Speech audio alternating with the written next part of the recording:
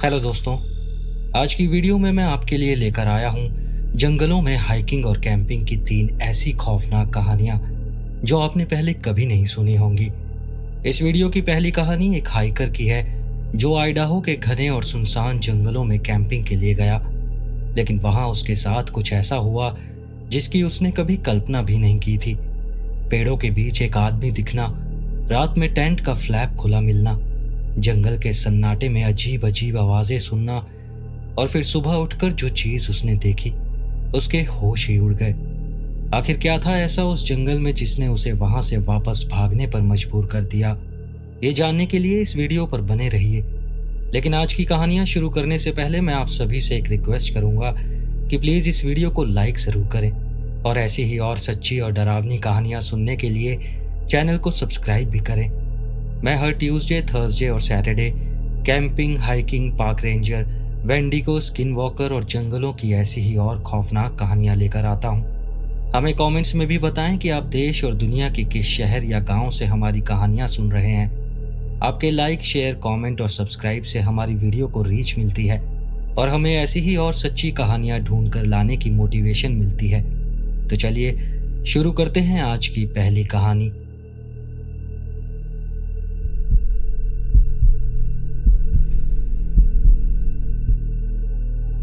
Idaho के जंगलों में एक अजीब सी शांति होती है, ऐसी जैसे किसी और ही दुनिया में कदम रख लिया हो। न कारें, न लोगों की आवाजें, न शहर का शोर, बस चारों तरफ पेड़ जो दूर दूर तक फैले हुए थे। उनकी ऊंची ऊंची शाखाएं हल्की हवा में झुकी हुई सी लग रही थी और मुझे यही चाहिए था। मैंने सोचा कि उससे बेहतर जगह और क्या होगी। मैंने अपनी कार ट्रेल हेड पर पार्क की, बैग उठाया और बूट्स कस लिए। हवा ठंडी थी, गालों पर चुभ रही थी, लेकिन एकदम ताजी थी।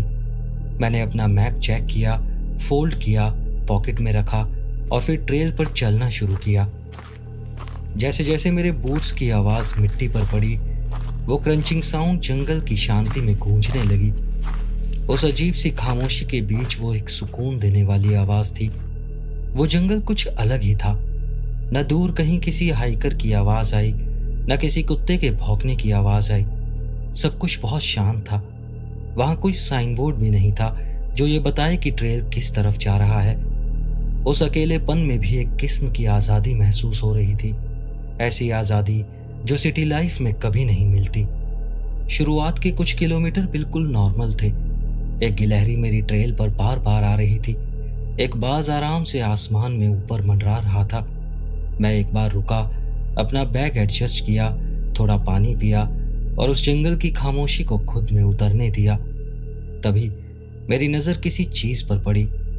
मेरे दाहिने ओर पेड़ों की लाइन के पार कुछ था। पहले लगा सूरज की रोशनी की वजह से कोई परछाई होगी, जैसे कभी कभी टहनियों से छनती धूप परछाइयों को ऐसा आकार दे देती है जो असल में होती ही नहीं। पर जैसे ही मैंने ध्यान से देखा, पता चला कि वो कोई परछाई नहीं थी, वो एक आदमी था। पेड़ों के बीच बिल्कुल शांत खड़ा था। उस आदमी में कुछ तो अजीब था।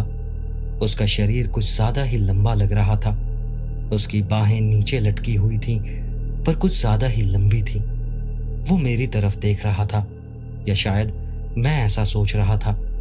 उसकी डिटेल्स ठीक से समझ नहीं आ रही थी क्योंकि उस पर रोशनी ठीक से नहीं पड़ रही थी, पर उसके चेहरे पर हल्की हल्की रोशनी आ रही थी। जब मैंने ध्यान से देखा, उसके चेहरे पर कुछ भी नहीं था, ना आंखें, ना नाक, ना मुंह, बस एक प्लेन चेहरा था। उसे देखकर मैं एकदम जम गया। मेरे दिमाग ने तुरंत कोई लॉजिक ढूंढने की कोशिश की। शायद कोई मास्क पहन रखा होगा, शायद कोई शिकारी होगा, लेकिन बिना हिले, बिना पलक झपकाए कोई कैसे शिकार कर सकता है? मैंने आवाज देकर हाय कहा। मेरी आवाज उस सन्नाटे में कुछ ज्यादा ही तेज लगी, लेकिन कोई जवाब नहीं आया, कोई हरकत नहीं हुई। बस वो ब्लैंक चेहरा मुझे ऐसे ही घूरता रहा। मेरा दिल जोर से धड़कने लगा। मैंने एक कदम पीछे लिया। मेरे हाथ अपने बैग की स्ट्रैप्स पर कस गए। मैंने एक पल को पलकें झपकाई और फिर वो गायब हो गया। वो चलकर नहीं गया, बस एकदम से गायब हो गया, जैसे वहां कभी था ही नहीं। मैं कुछ देर तक बस उस जगह को देखता रहा जहां वो खड़ा था। अब मेरा दिमाग रैशनल मोड में आ गया। लगता है मैं काफी थक गया हूं, शायद आंखों का धोखा होगा। ऐसा होता है जब ज्यादा देर तक पेड़ों की परछाइयों को घूरते रहो। मैंने खुद को यही सब समझाया, अपने आप को शांत किया और आगे बढ़ने लगा। लेकिन अब मेरे कदम भारी लगने लगे थे। जंगल में अब पहले से कुछ ज्यादा अंधेरा लग रहा था और वो पहले से और भी ज्यादा शांत लग रहा था। मैंने खुद को समझाया कि वो बस एक अजीब पल था और कुछ नहीं था। लेकिन जब कैंप सेटअप करने का वक्त आया, मैंने ट्रेल से थोड़ा और दूर जाकर टेंट लगाया। जहां मैंने उस आदमी को देखा था उससे काफी दूर। सूरज अब डूबने लगा था। आसमान में नारंगी और बैंगनी रंग की परछाइयां फैल चुकी थीं। मैंने जल्दी जल्दी डिनर किया और जैसे तैसे अपना पेट भरा, क्योंकि मेरा दिमाग अब उन्हीं पेड़ों की तरफ जा रहा था जहां मैंने वो आदमी देखा था। थकान अब शरीर पर हावी होने लगी थी। जैसे ही आसमान में तारे दिखाई दिए, मैं टेंट में घुसा और उसे कसकर बंद कर लिया। रात का जंगल कुछ और ही होता है, इतनी गहरी खामोशी कि वो खुद एक शोर जैसी लगती है। हर पत्ते की सरसराहट, हर दूर की टहनी का टूटना कई गुना तेज सुनाई देता है। मैं अपने टेंट में लेटा था, अपनी सांसों की आवाज साफ साफ सुन सकता था। खुद को समझाने की कोशिश कर रहा था कि मैं सेफ हूं। फिर कब नींद आई मुझे पता ही नहीं चला। पर जब नींद टूटी, सबसे पहले जो मुझे एहसास हुआ वो थी ठंड। टेंट के अंदर की हवा बर्फ जैसी ठंडी थी। वो हवा ऐसी लग रही थी जैसे बाहर से कोई सांस ले रहा हो। तभी मुझे एहसास हुआ कि टेंट का दरवाजा खुला हुआ था। थोड़ा नहीं, पूरी तरह से खुला हुआ था। टेंट का फ्लैप एक तरफ लटका हुआ था और हवा में हिल रहा था। मैं झटके से उठकर बैठ गया। मेरा दिल इतनी जोर से धड़क रहा था जैसे सीने से बाहर आ जाएगा। मेरा दिमाग मुझी से सवाल कर रहा था, कहीं मैं ही तो बंद करना नहीं भूल गया? क्या कोई आवाज आई थी जिसे मैंने इग्नोर कर दिया हो? मैंने हाथ बढ़ाकर टॉर्च उठाई और टेंट के बाहर रोशनी डाली। टॉर्च की लाइट बीम ने अंधेरे को चीरते हुए सिर्फ आसपास के घने पेड़ ही दिखाए। कोई हलचल नहीं थी, कोई इंसान, कोई जानवर, कुछ नहीं था। पता नहीं कितनी देर तक मैं वहीं बैठा रहा। मेरे एक हाथ में टॉर्च थी और दूसरे में चाकू। फिर मैंने खुद को समझाया कि शायद मैं थक गया था और टेंट को अच्छे से बंद नहीं किया था। हाँ, शायद यही हुआ होगा। इस बार मैंने टेंट अच्छे से बंद किया, 3 बार चेक किया और फिर लेट गया। हालांकि अब मुझे नींद नहीं आ रही थी। बाहर का जंगल अब भी कराह रहा था। हर आवाज अब किसी कदम जैसी लग रही थी। मुझे उस वक्त नहीं पता था, लेकिन असली डर तो अभी बाकी था। उस रात के बाद मैं टेंट के उस खुले फ्लैप को कभी भुला नहीं पाया। अगले दिन मैंने खुद को यही समझाया कि वो बस थकावट में हुई एक गलती थी। लेकिन अब भी मेरे अंदर डर कहीं छुपा बैठा था। जब मैं अपना कैंप समेटने लगा तो जंगल कुछ भारी सा लगने लगा, जैसे पेड़ खुद झुककर देख रहे हों, सुन रहे हों। मैं जल्दी जल्दी सामान समेट कर ट्रेल की तरफ जाने लगा। मैं अब बस अपने बूट्स की आवाज पर ध्यान दे रहा था, जो मिट्टी पर चलने से अजीब सी आवाजें कर रहे थे। आसमान अब बादलों से ढका हुआ था। सूरज कभी कभी दिखता और फिर गायब हो जाता। उसकी वजह से ट्रेल पर डांस करती परछाइयां थोड़ी डरावनी लगने लगी थीं। मैं बार बार पीछे मुड़कर देख रहा था। पता नहीं क्यों, पर कुछ था जो मैं देखने की उम्मीद कर रहा था।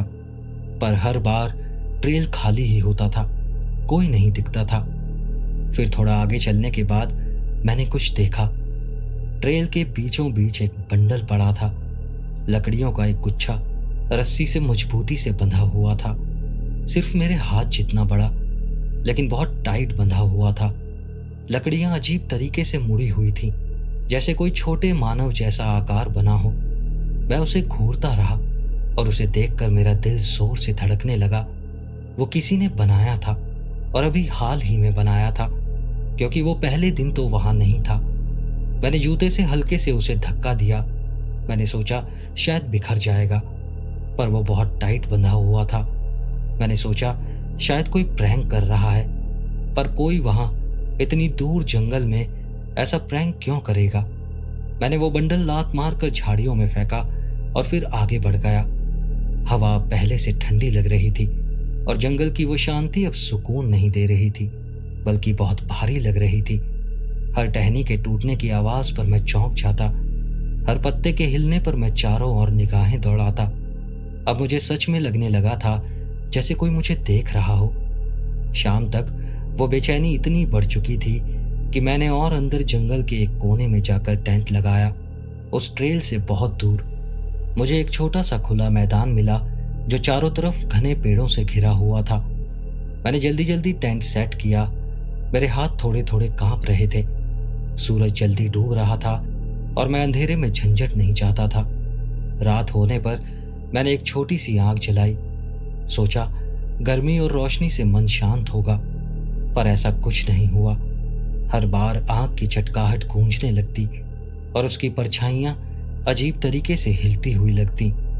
मैं खाने पर फोकस करने की कोशिश कर रहा था, पर मेरी अब भूख गायब हो चुकी थी।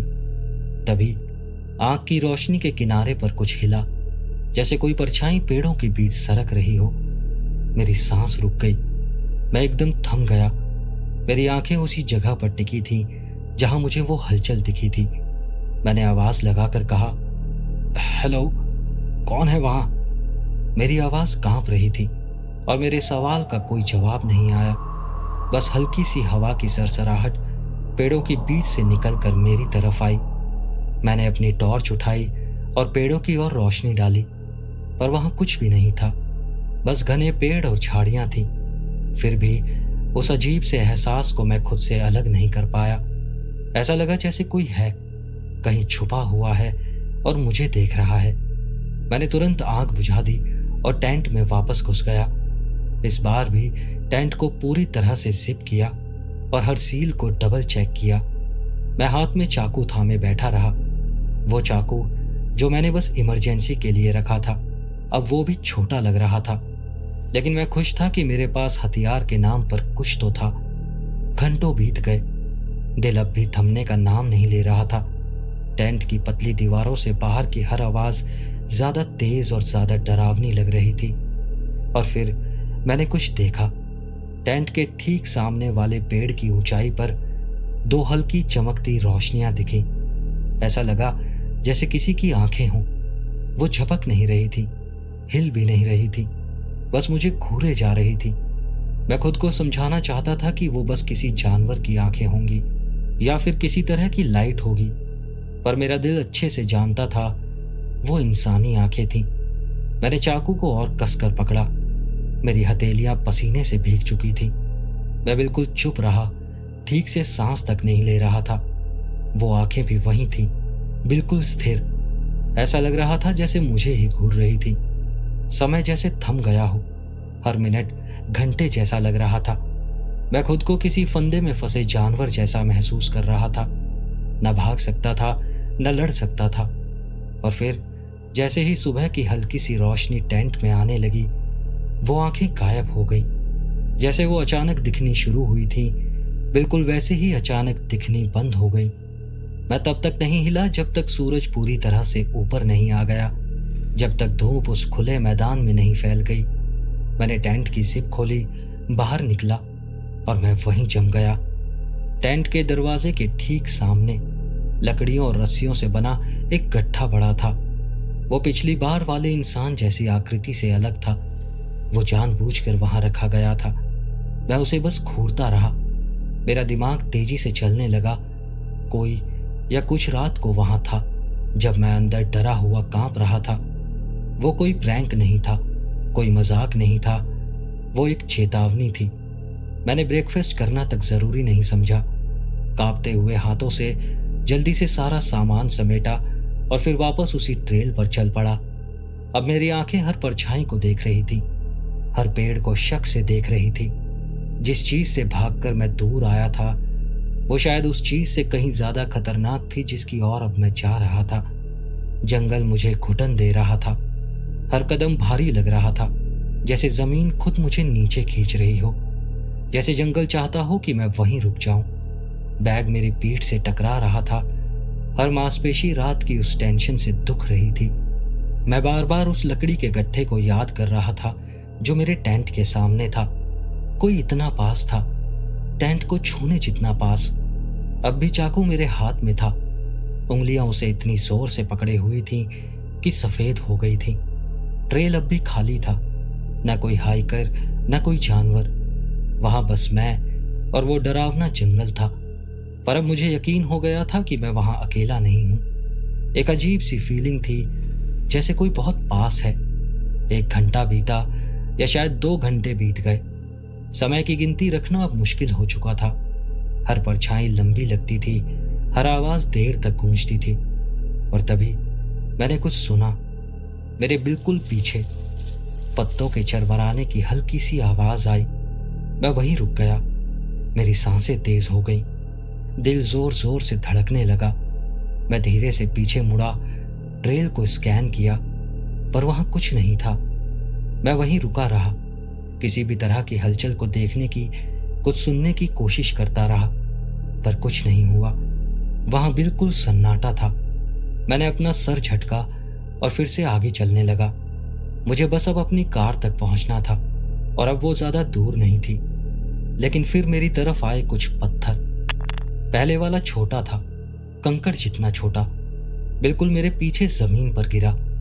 मैं झट से पीछे मुड़ा। पेड़ों के बीच का अंधेरा मुझे घूर रहा था। मैंने चिल्लाकर पूछा, कौन है? मैंने कहा, कौन है वहां? मेरी आवाज कांप रही थी। कोई जवाब नहीं आया। मैं धीरे धीरे पीछे हटने लगा, चाकू सामने की तरफ कर दिया। फिर दूसरा पत्थर गिरा, इस बार थोड़ा और पास, और फिर एक और। कोई जानबूझकर ऐसा कर रहा था।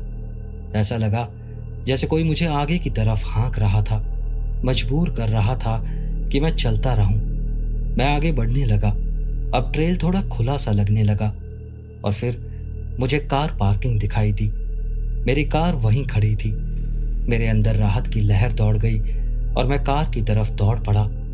मेरे बूट्स मिट्टी पर तेजी से पड़ने लगे। अब मुझे ना अपने बैग के वजन की परवाह थी, न टांगों के दर्द की। मुझे बस वहां से निकलना था। पार्किंग के किनारे पहुंचकर मैं रुक गया।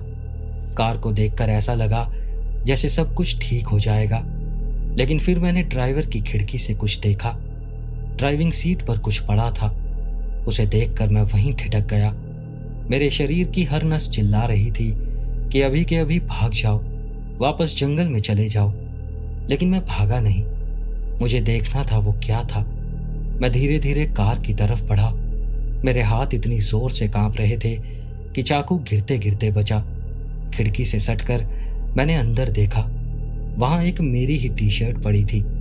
वो पूरी तरह से फटी हुई थी और उस पर गहरे दाग थे। और उसके ठीक बगल में सीट के बिल्कुल बीचों बीच एक और लकड़ियों और रस्सियों से बना वही मानव आकार पड़ा था। मैंने फौरन डोर हैंडल की ओर हाथ बढ़ाया। मुझे उम्मीद थी कि वो लॉक होना चाहिए, और वो लॉक ही था। अब मेरी टांगें लड़खड़ाने लगी। जो भी ये सब छोड़ गया था, उसके पास मेरी चाबी थी। वो मेरे टेंट से चाबी ले जाकर कार को खोलकर और फिर से लॉक करके वापस मेरे टेंट में रख गया था। मैंने जेब से चाबी निकाली और कांपते हाथों से लॉक खोला, बैग पीछे फेंका और गाड़ी में घुस गया। दरवाजा जोर से बंद किया, गाड़ी स्टार्ट की और रिवर्स में डाली। पीछे देखने के लिए शीशे की तरफ देखा और तभी मुझे वो दिखा। वही आदमी, वही बिना चेहरे वाला आदमी, पार्किंग के बिल्कुल किनारे जहां से जंगल शुरू होता है, वो वहीं खड़ा था, बिल्कुल वैसे ही। ना कोई हरकत, ना एक कदम आगे ना एक कदम पीछे।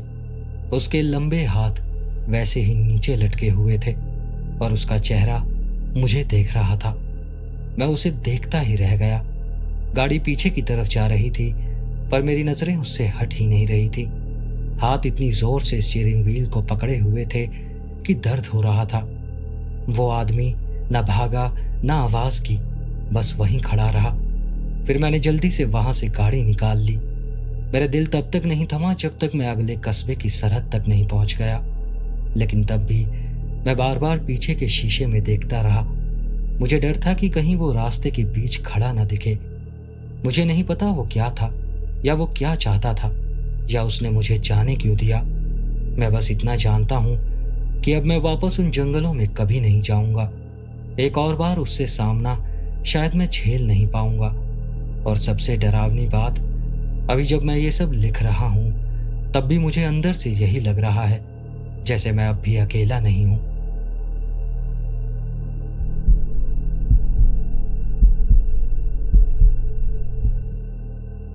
कुछ साल पहले मेरी गर्लफ्रेंड और मैं एक ग्रेट अमेरिकन रोड ट्रिप पर निकले थे। हमने प्लान किया था कि पूरे 6 हफ्ते न्यूयॉर्क से लॉस एंजलिस तक ड्राइव करेंगे और पूरे देश में घूमेंगे। हम दोनों उस समय 20 की उम्र में थे और फाइनेंशियली काफी वीक थे। मेरे डैड लॉन्ग हॉल ट्रकर रह चुके थे, तो मैंने आइडिया दिया कि अगर हमें पैसे बचाने हैं तो हम अपनी हैचबैक कार के पीछे ही सो सकते हैं। हमने एक काफी कंफर्टेबल सेटअप बना लिया था। गुडविल से कुछ चादरें और कंबल खरीदे और एक चादर को काटकर पर्दे बना लिए। पहले हफ्ते के अंत तक हमें इतनी प्रैक्टिस हो गई थी कि अब बस 10 मिनट में ही कैंप सेटअप हो जाता था। सामान आगे की सीट पर शिफ्ट करते, पर्दे लगाते, बिस्तर बिछाते और फिर सो जाते। हम parking lots, free camp sites, rest areas, जहां भी थोड़ा बहुत सेफ और लीगल लगता था वहीं कार पार्क करके सो जाते थे। पहली रात के अलावा हमें कभी डर नहीं लगा। लेकिन जब हम अपनी ट्रिप के आखिरी हफ्ते एरिजोना में पहुंचे तो हमारे साथ कुछ बहुत भयानक हुआ। हम फ्लैगस्टाफ के पास थे और अपने रूटीन के इतने आदी हो चुके थे कि अब हम एक फिक्स्ड शेड्यूल पर नहीं चलते थे। हम रोज ज्यादा से ज्यादा 3-4 घंटे ही ड्राइव करते और हमारी कोई फिक्स डेस्टिनेशन भी नहीं होती थी। हम गूगल पर रात को कुछ जगह ढूंढते या फिर लोकल लोगों या कैंपर से सलाह लेते थे। हमने नए लोगों से दोस्ती करने में महारत हासिल कर ली थी। जो लोग हमें कैंप साइट पर मिलते थे उनके साथ हम कई बार लंच या डिनर करने भी गए थे। हम एक 80 साल के काउबॉय से भी मिले जो हमें बार में पीने और लाइन डांस सिखाने ले गया। एक तेज तूफान के बीच में हमने कुछ म्यूजिशियंस के साथ गिटार भी बजाया। कई बार हमें ब्रेकफास्ट और डिनर दूसरे कैंपर्स ही करा दिया करते थे। 4th ऑफ जुलाई हमने एक ऐसी फैमिली के साथ मनाया जिन्होंने हमें प्रैक्टिकली अपना ही मान लिया था। मतलब उस पूरे ट्रिप में हर अजनबी से हमारी मुलाकात काफी पॉजिटिव रही और उस रात भी हमें ऐसा ही लग रहा था। हमने गूगल पर एक फ्री कैंप साइट ढूंढी और जीपीएस को फॉलो करते हुए जंगलों की तरफ निकल पड़े। हम टाउन से काफी दूर निकल आए थे और जैसे ही कैंप साइट पर पहुंचे हमें कुछ अजीब लगा। वहां एक आरवी और 2 गाड़ियां थोड़ा ऊपर पेड़ों के बीच में खड़ी थी। हम आरवी के पास जाकर रुके और तभी एक आदमी ने आरवी का दरवाजा खोला। मैंने नीचे से हाथ हिलाकर उसे हेलो कहा, पर वो बस हमें घूरता रहा। उसका चेहरा बिल्कुल बिना हाव भाव के था और वो ऐसे देख रहा था जैसे मैंने कुछ कहा ही ना हो। वो धीरे धीरे दरवाजा बंद करने लगा और ऐसा करते हुए वो बस हमें घूरे जा रहा था। हमने सोचा शायद वो अपनी प्राइवेसी चाहता है या शायद उसे हमारी मौजूदगी से थोड़ी परेशानी हुई हो, इसलिए हम थोड़ी दूर रोड पर नीचे चले गए और एक फ्लैट जगह ढूंढकर गाड़ी पार्क कर दी। हम रोज दिन की रोशनी में ही कैंप सेटअप कर लेते थे, लेकिन उस दिन हमने थोड़ी मस्ती करनी शुरू कर दी। हंसते खेलते, स्मोक करते, एक दूसरे की तस्वीरें खींचते हम लोग बस मोमेंट एंजॉय कर रहे थे। मैंने देखा कि नीचे की तरफ एक कैंप फायर जल रहा था, तो हमने सोचा कि चलो उनके साथ दोस्ती करने चलते हैं। पिछले 5 हफ्तों में हमें इतने अच्छे लोग ऐसे ही मिले थे, कभी बियर ऑफर करके तो कभी बस बातें शुरू करके। हम उस कैंप फायर की तरफ बढ़ने लगे। वहां 2 आदमी बैठे थे और वो वही आदमी थे जिनकी गाड़ियां हमने पहले देखी थी। वो दोनों हमें काफी दोस्ताना लगे और हम उनके साथ बैठ गए। वो लोग बियर पी रहे थे और स्मोक कर रहे थे, तो हमने भी उनके साथ एक बियर ले ली। लेकिन उनमें से एक आदमी थोड़ा अजीब सा था। बातों बातों में पता चला वो दोनों एक दूसरे को जानते ही नहीं थे। उनमें से एक आदमी थोड़ा बूढ़ा था और ऐसा लग रहा था जैसे वो किसी चीज के असर में था, मतलब किसी तरह का नशा किए हुए था। वो बार बार उठ के इधर उधर घूम रहा था और यूएफओज के बारे में बड़बड़ा रहा था, पर वो हमें किसी तरह का खतरा नहीं लगा। फिर हम उस दूसरे नौजवान आदमी से बात करने लगे जो खुद को एक एक्स पार्क रेंजर बता रहा था। वो दिखने में अच्छा था, बिल्कुल कैजुअल और ओपन लग रहा था। हम घंटों अपने ट्रिप की, फैमिली की, जिंदगी की बातें करते रहे। फिर उसने बात शुरू की एक भालू के बारे में जो उसने उसी जंगल में देखा था। मेरी गर्लफ्रेंड ने उस पर यकीन नहीं किया तो उसने कैमरा निकाला और भालू की तस्वीरें दिखाई। भालू उस कैंप साइट के बहुत पास था और इस बात से हम दोनों थोड़ा डर गए थे क्योंकि कई बार हम में से कोई ना कोई रात को बाथरूम के लिए उठ ही जाता था और अगर आसपास भालू घूम रहे हों तो डरना लाजमी है। हमारे डरे हुए चेहरे देखकर वो रेंजर हंसने लगा, लेकिन फिर अचानक उसके चेहरे का हाव भाव बदल गया। उसकी आवाज एकदम ठंडी सी लगने लगी। फिर उसने कहा, अगर रात में अपनी गाड़ी से बाहर निकलो तो तुम्हें भालू से डरने की जरूरत नहीं है। मैं इंतजार कर रहा था कि वो आगे कुछ कहेगा, लेकिन वो उससे आगे कुछ नहीं बोला। मैंने अजीब सी हंसी हंसी और एक हल्का सा मजाक किया, भालू से नहीं तो क्या इस जंगल में सीरियल किलर घूमते हैं। मेरी गर्लफ्रेंड भी हंसने लगी और फिर हमने टॉपिक बदल दिया। लेकिन अभी 5 मिनट भी नहीं बीते थे कि वो एक्स रेंजर फिर उसी बात पर आ गया। अब वो कह रहा था कि सावधान रहना, वरना रात के अंधेरे में कोई हमारी गाड़ी के पास आएगा और हमें घसीट कर ले जाएगा। हमने बहुत कोशिश की, बात घुमाई, हंसी में टाल दी, लेकिन फिर भी वो बार बार उसी सीरियल किलर वाली बात पर लौट आता। इस बीच वो बूढ़ा आदमी तो एकदम दूसरी दुनिया में पहुंच चुका था। वो बस तारों को देख रहा था और कुछ बोल ही नहीं रहा था। हम दोनों उसकी बातों को सुनकर बस अजीब सी हंसी हंसते रहे, बियर सिप करते रहे और बात को दूसरी दिशा में ले जाने की कोशिश करते रहे। फिर वो रेंजर उठा और बियर लेने कूलर की तरफ गया। बातें करते करते अब बाहर पूरी तरह अंधेरा हो चुका था और कैंपफायर के दायरे से बाहर कुछ सही से दिखाई नहीं दे रहा था। वो बियर कूलर कैंपफायर लाइट से बाहर था और वो आदमी भी कैंपफायर के उजाले से बाहर चला गया। तभी अंधेरे में एक लाल बिंदु दिखा। थोड़ी देर बाद समझ आया वो एक कैमरा था। वो कैमरा उस रेंजर ने पकड़ा हुआ था और उसने अभी अभी हमारी फोटो खींची थी और वो रेड लाइट उस डिजिटल कैमरे की स्क्रीन की रोशनी थी। अब वैसे तो हमें इस चीज की आदत थी क्योंकि हम जिससे भी मिलते थे वो लोग हमारे साथ फोटोज लेना चाहते थे। मेरी गर्लफ्रेंड भी बहुत खूबसूरत थी, गहरे काले बाल, नीली आंखें, एकदम मेगन फॉक्स जैसी, और हम काफी दोस्ताना भी थे और सबके साथ घुल मिल जाते थे।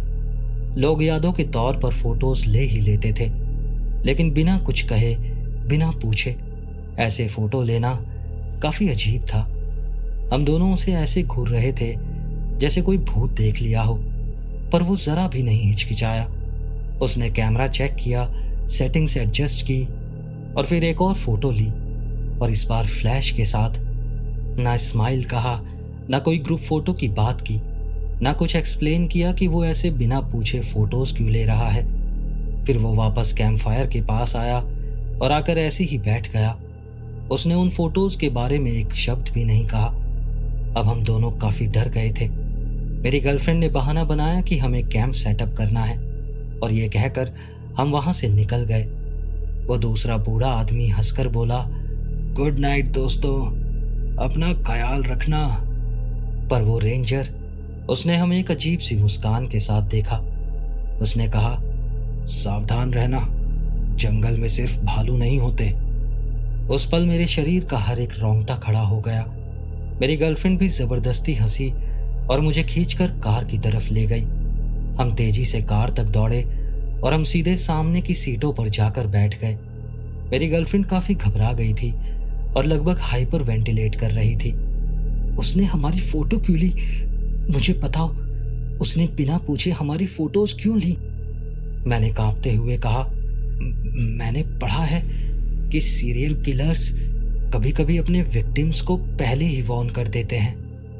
मेरी गर्लफ्रेंड कुछ पल मुझे देखती रही और फिर उसने कार के सारे दरवाजे लॉक कर दिए। तुम्हारे कहने का मतलब है उसने हमारी विक्टिम फोटोज ली हैं, मतलब वही सीरियल किलर है? ये बात सोचकर हम दोनों बुरी तरह से डर गए। वो पूरी तरह घबराई हुई थी और उसने कार की हेडलाइट्स ऑन कर दी। मैंने तुरंत चिल्लाकर कहा, लाइट्स बंद करो। हे भगवान, अब उसे पता चल गया होगा कि हमारी कार कहाँ है। पता नहीं क्यों, पर वो एकमात्र रात थी जब हमने कैंप नहीं लगाया था। अगर हमने वहां कैंप लगा लिया होता तो शायद अब हम वहां रुकें या वहां से जाएं, इस बारे में ही सोच रहे होते। लेकिन हमने कैंप लगाया ही नहीं था और हमें कोई सामान भी नहीं समेटना था, तो हमने सीधे गाड़ी ड्राइव में डाली और उस जगह से तेजी से निकल गए। जैसे ही हम उस मिट्टी वाली रोड पर पहुंचे, वो रेंजर हमारी तरफ चलकर आ रहा था, उसी ठंडी बिना जज्बात वाली शक्ल के साथ। और हमें देखते ही उसके एक्सप्रेशन एकदम से ऐसे हो गए जैसे उसके हाथ से बहुत कीमती चीज निकल गई हो। उसके वो एक्सप्रेशंस देखकर हमने राहत की सांस ली, क्योंकि अब पक्का था कि वो ही सीरियल किलर था और हमने अपना दिमाग चलाकर उससे अपनी जान बचा ली थी। दोस्तों, अगर आप जंगलों की सच्ची और खौफनाक कहानियां सुनना चाहते हैं तो अभी स्क्रीन पर दिख रही इस वीडियो पर क्लिक करें। इसमें आपको 3 ऐसी डरावनी कहानियां सुनने को मिलेंगी जो आपने पहले कभी नहीं सुनी होंगी। इस वीडियो को लाइक भी करें और चैनल को भी सब्सक्राइब कर लें। मिलते हैं अगले थर्सडे ऐसी ही और सच्ची और डरावनी कहानियों के साथ। नमस्कार।